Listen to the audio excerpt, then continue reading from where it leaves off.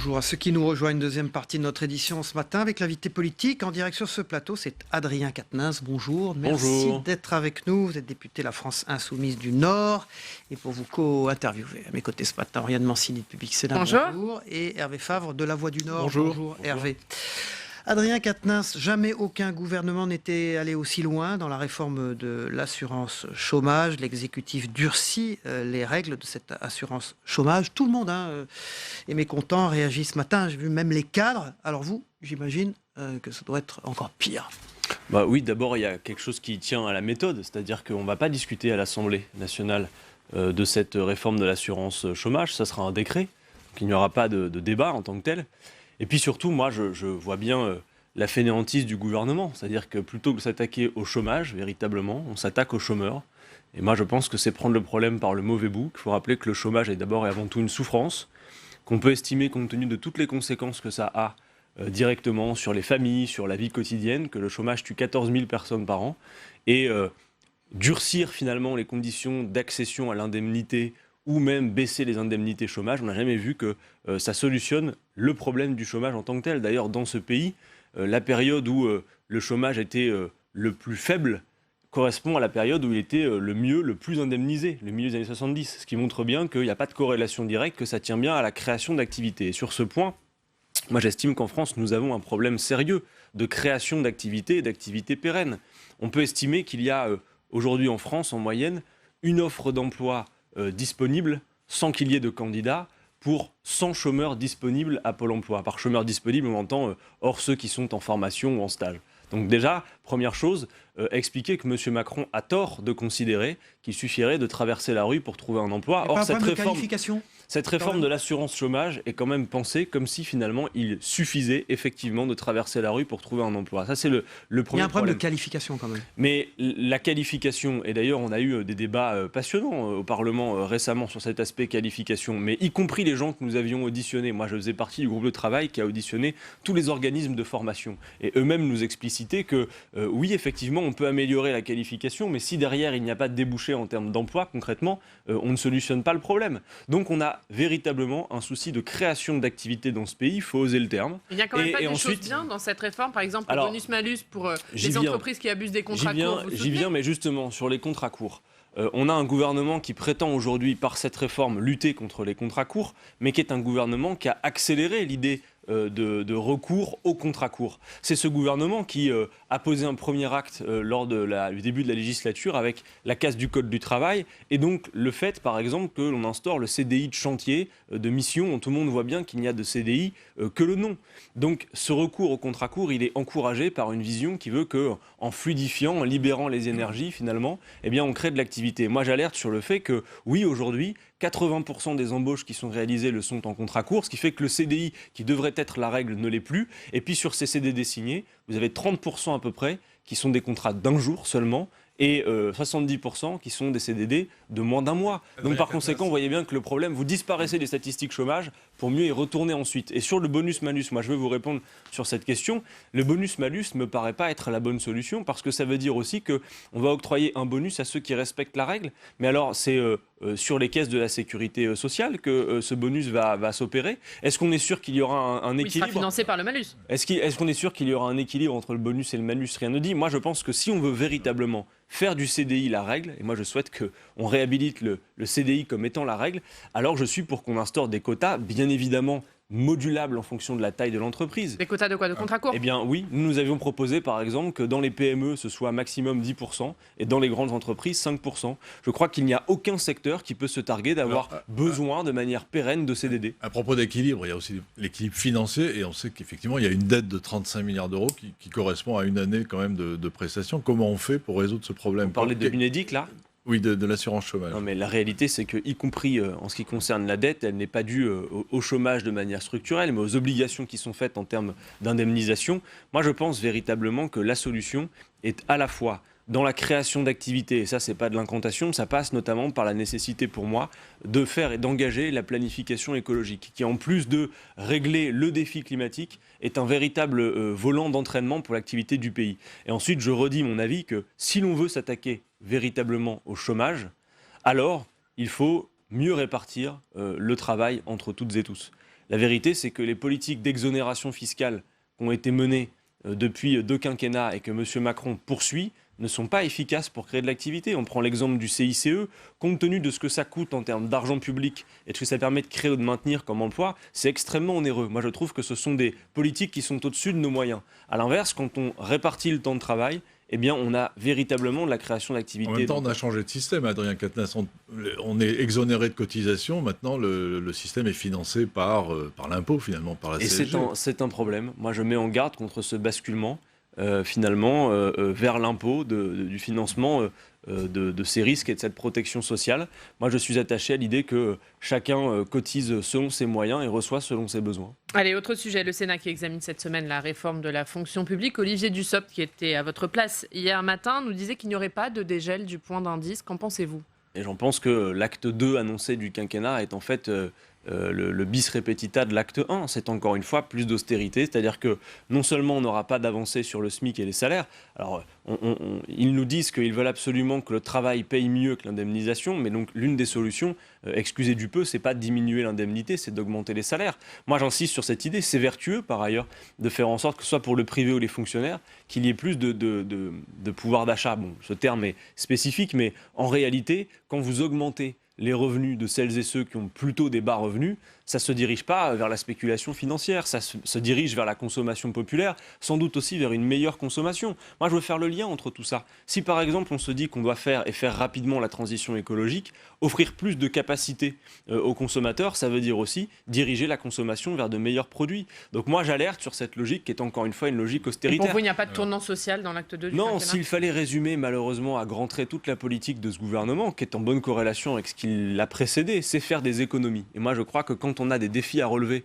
du type de les inégalités qui sont croissantes dans le pays ou le défi climatique qui nous met toutes et tous au pied du mur, faire des économies, ce n'est pas un projet politique. La prochaine réforme là, qui se profile, c'est celle des retraites. Bon, on attend les propositions de Jean-Paul Delevoye en juillet normalement, mais on n'a pas de calendrier parlementaire en revanche. Mais j'imagine que vous serez vent debout contre cette réforme. Et comment vous faites pour pérenniser la retraite à 60 ans. Alors, vous savez, Hervé Favre, moi, je ne suis pas vent debout par principe. Hein, d'accord ? Ça, c'est quelque chose qu'il faut rappeler. Moi, je regarde précisément ce qui nous est proposé et je l'analyse. Sur la réforme des retraites, je crois qu'on est occupé par un faux débat depuis quelques mois sur l'âge de départ. Tout le monde a compris désormais que l'âge de départ dans cette affaire était purement théorique, puisque le gouvernement entend créer les conditions que, âge légal de départ ou pas, vous renonciez à partir avant 64 ans, puisque le niveau de pension sera ridicule. Donc c'est quoi, un recul déguisé de l'âge de départ clairement, c'est-à-dire que plutôt que d'assumer clairement de dire on passe à 64 ans, ce qui est une erreur de mon point de vue, en réalité, M. Macron veut dire non, on ne touche pas à l'âge légal, on reste à 62 ans, mais de fait, on va créer les conditions que de toute façon, vous ne partiez pas. Ce qui se passe déjà pour les régimes complémentaires. Oui, alors, moi je pense que sur la question des retraites, je fais le lien, vous allez voir que tout est lié. Sur la question du chômage et des retraites, on a un vrai lien de cause à effet entre les deux. D'abord, il faut dire une chose, l'allongement de l'âge de départ à la retraite provoque des effets sur le chômage aux deux extrémités de la vie active. D'un côté, vous avez des jeunes qui ont du mal à s'insérer dans l'emploi, et de l'autre, vous avez des seniors qui, pour beaucoup d'entre eux, sont au chômage, ont malheureusement quelques difficultés à retrouver un emploi, et pour beaucoup d'entre eux, plus de 60 ans, ils ont fait leurs 40 annuités. Donc moi, j'estime que dire que parce qu'on vit plus longtemps, il faudrait travailler plus longtemps, c'est une erreur. C'est notamment parce qu'on travaille moins longtemps que l'on vit plus longtemps. Comment on finance la retraite à 60 ans ? Moi, je souhaite qu'on reste à cette idée de retraite à 60 ans à taux plein. D'abord, mettre davantage à contribution les revenus financiers des entreprises. Rappelez tout de même que ce pays est champion du monde des dividendes versés aux actionnaires, et qu'entre les années 80 et aujourd'hui, on est passé de 9 jours par an où le salarié travaille pour rémunérer l'actionnaire à 45 jours par an. Ne peut-on pas imaginer, puisqu'on estime que les salariés doivent faire des journées de solidarité, que peut-être les actionnaires puissent en faire eux aussi quelques journées de solidarité pour nous aider à financer notre système de retraite. Ensuite, comme tout est lié en économie, moi, puisque je viens de vous dire que je suis favorable à l'augmentation des salaires, augmenter les salaires, c'est également augmenter les cotisations, dont régler une part du problème. Vous augmentez aujourd'hui les salaires ne serait-ce que de 1%, vous avez 2,5 milliards de cotisations dans les caisses en plus. Vous créez 100 000 emplois. Moi, je propose de faire la planification écologique. Je ne prends qu'un exemple dans cette planification écologique, l'agriculture. Vous passez d'une agriculture intensive en chimie à une agriculture paysanne relocalisée, on estime que c'est 300 à 400 000 emplois créés. Eh bien, juste 100 000 emplois créés, c'est 1,3 milliard de cotisations en plus. Vous voyez que ce gouvernement manque complètement d'imagination et veut simplement, derrière un ravalement de façade, poursuivre les politiques délétères qui l'ont précédé. Je le regrette. Adrien Quatennens, député de la France Insoumise du Nord, est notre invité politique ce matin dans Territoire d'Info. Ce soir, grand meeting des opposants à la privatisation d'Aéroports de Paris. Gauche et droite, d'ailleurs, ensemble, sont très engagés pour le recueil de ces signatures. Ça ne va pas vous déranger d'être aux côtés de personnalités de droite, non. LR, pour recueillir ces signatures? On a calculé qu'il fallait 17 000 personnes qui signent tous les jours pour y arriver. Ça va être beaucoup. Hein. Raison de plus pour faire en sorte que nos efforts se conjuguent. Non, moi, vous me donnez l'occasion de rappeler que depuis le début de cette législature, le groupe de la France Insoumise à l'Assemblée nationale ne s'est jamais comporté dans son analyse des amendements et des propositions de loi comme considérant d'abord qui propose. Moi, ce qui m'intéresse, ce n'est pas l'étiquette de la personne qui s'adresse à moi, c'est le contenu de ce qu'elle raconte. Et si je suis d'accord avec ce que vous racontez, que vous soyez de droite ou de gauche, peut me chaud en réalité. Si ce que vous dites me semble être bien pensé dans la situation politique, eh bien allons-y. Opportunisme positif. Donc sur ADP, mais c'est même pas de l'opportunisme. Comment vous allez faire pour avoir un principe de réalité. 17 000 signatures, vous allez faire campagne, une campagne électorale finalement. D'abord dire les choses. Les parlementaires ont réussi à obtenir, puisqu'il fallait ce socle de parlementaires, que la plateforme en ligne soit ouverte. Elle marche bien ? Alors, elle marche bien, non. En réalité, on a vu que dès les premières heures, il y avait de multiples bugs. C'est-à-dire qu'on peut s'interroger. On a la Startup Nation, donc normalement les pros de l'informatique et de l'innovation technologique. On a vu d'ailleurs leur capacité... S'interroger, c'est-à-dire que vous dites que le gouvernement fait en sorte de ne pas pouvoir... Clairement, disons les choses. Le gouvernement fait le service minimum. Voilà, il faut dire les choses. Il n'y a pas mis de bug. Il n'a pas l'air d'avoir très envie, donc je ne dirais pas, mais en même temps, la majuscule au bon endroit qui ne fonctionne pas, qui fait que votre formulaire vous revient. Il y a beaucoup de choses au début qui font que beaucoup de gens, sans doute, risquaient de renoncer à signer. Non, la réalité, c'est que quand on voit les moyens déployés, par exemple, lors du grand débat national, c'est-à-dire la pré-campagne européenne de M. Macron, 12 millions d'euros, et là, pour le coup, de l'innovation technique, et que l'on voit que là, on a un formulaire, franchement, il faut aller voir pour le croire, qui est vraiment minimaliste, on voit bien que le gouvernement est plutôt gêné aux entournures, qu'il n'a pas envie de faire trop d'efforts.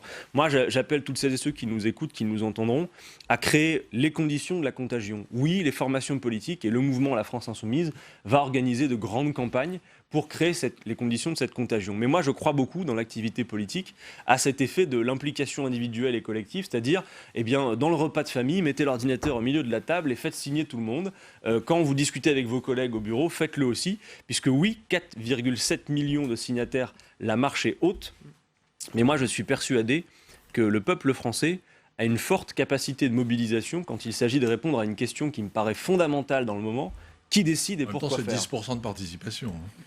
Oui, mais ça fait du monde quand même quand il faut créer les conditions de ramener tout le monde sur la plateforme. Donc oui, j'insiste, tapez sur votre moteur de recherche référendum intérieur et vous allez réussir à signer. Faites-le et créez avec nous les conditions. Pas d'initiative Internet pour vous, pas d'initiative. Est-ce que ce référendum, c'est aussi un moyen de ressouder la gauche ? Non, franchement, cette affaire, elle me paraît absolument secondaire. D'abord, il y a une priorité absolue, qui est de dire... dans l'affaire des aéroports de Paris... Et sans parler des aéroports de Paris, c'est quoi qui est secondaire ? Ressouder la gauche, c'est secondaire pour vous ? Mais oui, je veux dire, si l'objectif c'est de se dire on utilise cette capacité de levier de la souveraineté populaire pour s'exprimer sur ce qu'on fait de son patrimoine, que les Français s'expriment sur ce qu'on fait de leur patrimoine, si l'idée derrière c'est juste une manœuvre politicienne, c'est assez peu intéressant. Non, en réalité, moi je vais vous dire, dans le moment politique, là on s'écarte un peu du simple sujet d'ADP, mais moi je considère que notre tâche prioritaire, c'est de faire en sorte que celles et ceux qui se sont éloignés de la politique, et parfois durablement, se la réapproprient. Entendez-moi, pas qu'ils reviennent vers nous, qu'ils se l'approprient.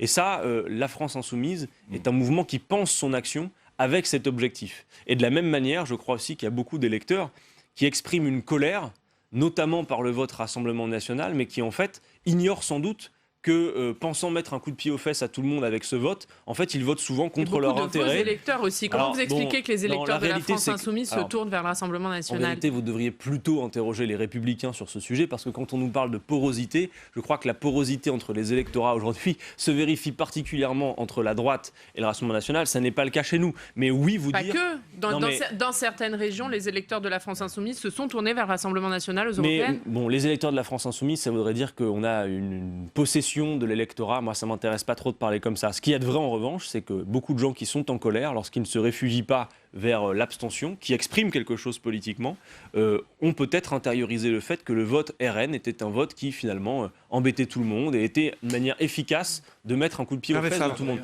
Moi, je veux juste insister sur le fait que quand vous votez à Rassemblement national, vous votez pour des gens qui ne veulent pas de l'augmentation du SMIC, qui veulent que vous travailliez plus longtemps et qui d'ailleurs l'écrivent dans leur programme, qui ont des alliés en Autriche qui font la semaine de travail à 60 heures. Mais est-ce que vous ne payez pas de l'affaiblissement de Jean-Luc Mélenchon aussi? Alors ne confondons pas tout. Juste, je termine en vous disant cela. Si la tâche prioritaire est de convaincre les gens en colère de se tourner vers une colère écologiste et humaniste plutôt que le projet ethniciste de Madame Le Pen, et si la grande tâche prioritaire est de faire en sorte que celles et ceux qui se sont détournés de la politique se la réapproprient, je crois que les chantiers internes de la gauche, fussent-ils tout à fait passionnants, ne sont pas la méthode qui va faire que les gens... Il n'y a pas de problème, Jean-Luc Mélenchon. Adrien Quatennens, je parlais de Lille quand même un petit peu. Jean-Luc Mélenchon, 30% au premier tour de la présidentielle. Manon Aubry, 10%. Où sont passés vos électeurs sur Lille? Et est-ce que ça joue dans votre réflexion pour la mairie de Lille? Non, mais il faut penser tout ça globalement, et je vais répondre quelque part à la question de votre collègue. Parce que là, c'est aussi la question de l'union de la gauche. Je crois que résumer cette situation à la question de la personne de Jean-Luc Mélenchon, finalement, nous exonérerait de faire une analyse politique concrète de ce qu'il y a sous le tableau. Jean-Luc Mélenchon a été celui qui a porté le plus haut notre courant politique, qui a amené à ce que 7 millions de personnes se sont regroupées derrière le programme L'Avenir en commun, et qui a réussi à nous emmener aux portes du pouvoir avec ce programme. Et victime du dégagisme, peut-être? Non, mais... Maintenant, la situation politique est tout à fait particulière. D'abord, le revers électoral que nous avons connu aux élections européennes n'est pas un revers français, c'est un revers européen. Je vous demande de voir que notre courant de pensée politique s'affaiblit partout en Europe. Et que oui, l'abstention joue particulièrement en notre défaveur parce que beaucoup de ceux qui sont avec nous n'ont pas vu l'utilité de se déplacer pour ces élections européennes. Et que ça nous a amené à penser. Sur la question de Lille. Est-ce que vous êtes Aubry compatible? Pardon? Est-ce que vous êtes Aubry compatible? Martine Aubry. J'allais dire Manon Aubry, ça me semble Manon, sans doute, Martine. Non, mais je crois que dans le mandat de Martine Aubry, il y a un certain nombre de choses d'ailleurs que les Lillois nous disent, y compris pendant la campagne européenne. On a beaucoup fait le porte-à-porte, on est allé à la rencontre des habitants pour co-construire avec eux les solutions. Je crois que l'axe majeur, c'est la nécessité pour les gens de se réapproprier la politique avec des leviers démocratiques. Les gens veulent décider, surtout. Vous répondez pas à Lille, pour Lille, par exemple. À Lille, pardon. Il faudra des alliances. Moi, je vous invite, Hervé Favre, je vous invite à penser dans le moment la politique un peu différemment. Je crois que si on a autant d'abstention, autant de gens qui s'écartent de la politique, nous devons repenser des méthodes. Moi, je ne veux plus que l'on se présente, y compris dans les élections municipales, pour dire aux gens « venez voter pour nous parce que nous avons le meilleur programme et nous allons le respecter », mais plutôt de dire aux gens « venez faire avec nous, venez siéger avec nous au conseil municipal », de créer les conditions, par exemple, que les délibérations du conseil municipal... Donc vous êtes candidat ou pas, vous-même? Moi, je n'ai pas encore décidé ce que je ferai. Laissez-moi encore quelques semaines. Je fais en sorte que d'ici à la pause estivale, ma décision soit prise sur le fait de savoir si je propose ou pas ma candidature. On dit que Jean-Luc Mélenchon veut absolument vous garder à l'Assemblée. Mais alors, bon, ça c'est rigolo parce que Jean-Luc Mélenchon se découvre parfois aussi des pouvoirs qu'on lui confère. Évidemment que nous discutons de cela, mais de la même manière qu'il n'a pas dirigé la campagne des européennes, il ne dirigera pas davantage la campagne des municipales. Nous discutons. Moi, honnêtement, je réfléchis pour ma part à quelle est la place la plus utile que je peux occuper. Est-ce que c'est en portant davantage certains sujets au Parlement? Est-ce que c'est en m'engageant peut-être davantage dans la vie du mouvement La France Insoumise qui doit penser son action pour la suite? Est-ce que c'est à Lille? Laissez-moi encore quelques semaines et je vous garantis que vous serez parmi les premiers à être informés quand la décision sera prise. Adrien Quatennens, voilà, député La France Insoumise du Nord, d'avoir été notre invité politique ce matin. Merci à vous. Réservez votre décision de candidature à la mairie de Lille dans quelques semaines, vous nous l'avez dit. Tout de suite, c'est le débrief de l'actualité.